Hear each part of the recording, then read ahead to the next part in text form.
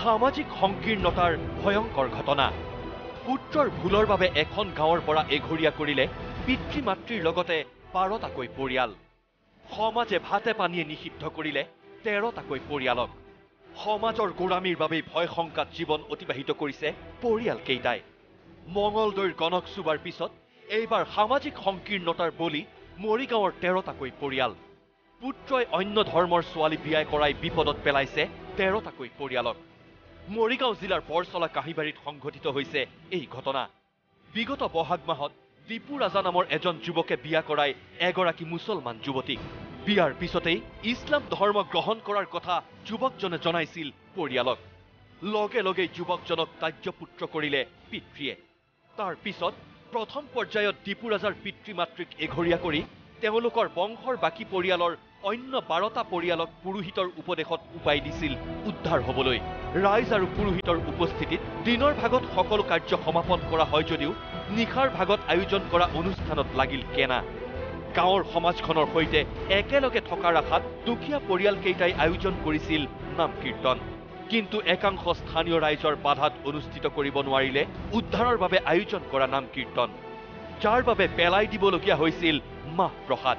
সমাজৰ পৰা এঘৰীয়া কৰা হ'ল দীপু ৰাজাৰ পিতৃ মাতৃৰ সৈতে বংশৰ 12 ঘৰ পৰিয়ালক। এজনে ভুল কৰিলে, কিন্তু বাকী 13টা পৰিয়ালে সেই কথাটো কিয় ভুগিব লগা হৈছে? এজনে কৰা ভুলৰ বাবে গোটেই পৰিয়ালটো কিয় ভুক্তভোগী হ'ব লগা হৈছে? যিয়ে ভুল কৰিছে তাক শাস্তি দিয়ক,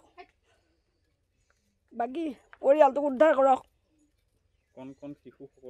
এই কণ শিশুসকলক আমি ঘৰত বান্ধি ৰাখিব লগা হৈছে, কাৰো ঘৰত যাব নোৱাৰে।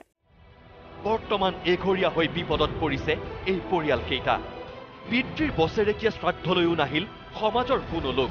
নিজৰ গাঁৱৰ সমাজৰ দূৰৰেই কথা, কোনেও তেওঁলোকৰ সৈতে অংশগ্ৰহণ নকৰে সামাজিকভাৱে। আন গাঁৱৰ পৰা ৰাইজকো আহিবলৈ নিদিয়ে কাহিবাৰী গাঁৱৰ একাংশ ৰাইজে। দেউতাৰ শ্ৰাদ্ধ অহা 13 তাৰিখে, সেই 13 তাৰিখত শ্ৰাদ্ধটোৰ কাৰণে মই বছৰত 2খন সমাজৰ ওচৰত গ'লোঁ। 2খন সমাজক নিমন্ত্ৰণ দিবৰ কাৰণে গ'লোঁ, তামোল পাণ লগত লৈ গৈছোঁ। তেওঁলোকক প্ৰথমতে পৰামৰ্শ লওঁতে তেওঁলোকে ডাইৰেক্ট না কৈছে যে কাহিবাৰী গাঁৱৰ ৰাইজৰ কাৰণে আমি যাব নোৱাৰোঁ, কাহিবাৰী গাঁৱৰ ৰাইজে আমাক বেয়া পাব, বিভিন্ন কথা। তাৰপিছত মই উপায়বিহীন হৈ মৰিগাঁও ডিষ্ট্ৰিক্টৰ সোণাইপুৰ একাদশীয়া দল এটা আছিল, তেখেতসকলক মই নিমন্ত্ৰণ দিলোঁ। কিন্তু তেখেতসকলকো গৈ আমাৰ গাঁৱৰ পিনৰ পৰা কোনোবাই ব্যক্তিয়ে গৈ এনেকুৱা কিছুমান বেয়া কথা কৈ দিলে, যাৰ বিনিময়ত তেখেতসকলে আহি আমাৰ নিমন্ত্ৰণটো ঘূৰাই দি থৈ গ'লহি। গতিকে মই এতিয়া এনেকুৱা দুখ লাগিছে, মোৰ দেউতাৰ শ্ৰাদ্ধটো মই নিজেই মানে প্ৰসাদ গোটাই নিজে খাবলগীয়া নিচিনা হৈ গৈছে। গাঁৱৰ ৰাইজে মোক এনেকুৱা লৈ দুখলৈ দিছে। গতিকে মই ইমান দুখ পাইছোঁ, যাতে অসমৰ ৰাইজক আহ্বান জনাওঁ ইয়াৰ যাতে বিহিত ব্যৱস্থা কৰে। এতিয়া কি হ'ব এইকেইটা দুৰ্ভগীয়া পৰিয়ালৰ? কাৰণ পবিত্ৰ ভাদ মাহ উপলক্ষে গাঁৱৰ নামঘৰত অনুষ্ঠিত নাম কীৰ্তনৰ পৰাও বঞ্চিত হ'বলগীয়া হোৱাত চকুলোৰে বাট নেদেখা পৰিৱেশৰ সৃষ্টি হৈছে পৰিয়ালকেইটাৰ মাজত। আজি গোঁসাই ঘৰত বন্তিত চাকি জ্বলাব লাগিছিলে মণিকূটত, আজি জ্বলাব পৰা নাই। কাৰণ গোটেই ৰাইজে যেতিয়া মই এঘৰীয়া কৰি থৈ দিছে বা পৰিয়ালটোকে থৈছে, থোৱাৰ পিছত মই এতিয়া কোনোফালে উপায় নাই। এই উপায় যেতিয়া নোহোৱাত মই এতিয়া কি কৰিম, কোনফালে কি কৰিম? সেইকাৰণে মই এতিয়া ৰাইজে যদি কিবা বিপদৰ পৰা আমাৰ উদ্ধাৰ কৰি দিয়ে, তেতিয়াহ'লে মই অকণমান মুক্ত পাম আৰু।